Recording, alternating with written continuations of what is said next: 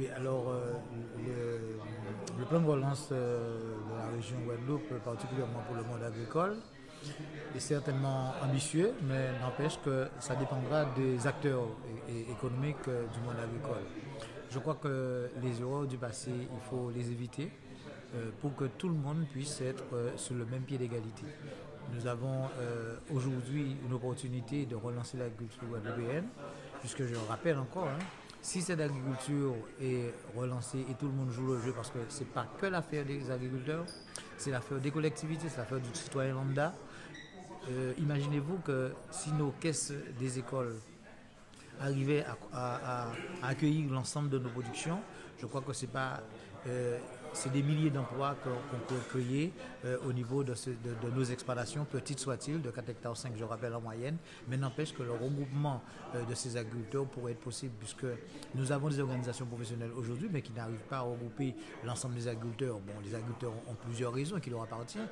Maintenant, il s'agit pour nous de trouver quel mode d'organisation, et d'ailleurs nous avons vu avec la région sur cela, et nous allons mettre le chantier en place pour voir dans quelle mesure, quel type d'organisation qu'on peut mettre en place avec ces agriculteurs pour pouvoir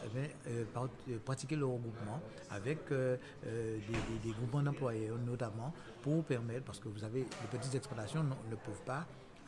embaucher à temps plein une personne pendant 35 heures, pendant 5 semaines. Bon, maintenant, par contre, avec un regroupement des agriculteurs, plusieurs agriculteurs, on pourra le faire. Maintenant, tout ça, ce sont des chantiers à venir pour pouvoir justement utiliser au maximum les fonds de ce plan de relance qui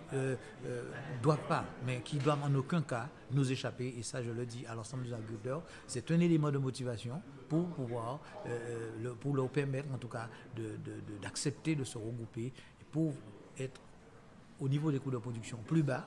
pour une durabilité dans la production, avec éventuellement un planning de production. Nous avons les communes comme le Nord-Grande Terre, la communauté d'agglomération, qui avec les îles centrales est une opportunité. Nous avons la ville des Abîmes avec le parc agro est une autre opportunité. Maintenant, je crois que si toutes les volontés guadeloupéennes se mettent dans le sens de la marche, je crois qu'il n'y a pas de raison que nous ne réussissions pas ce plan de relance. Et concernant les perspectives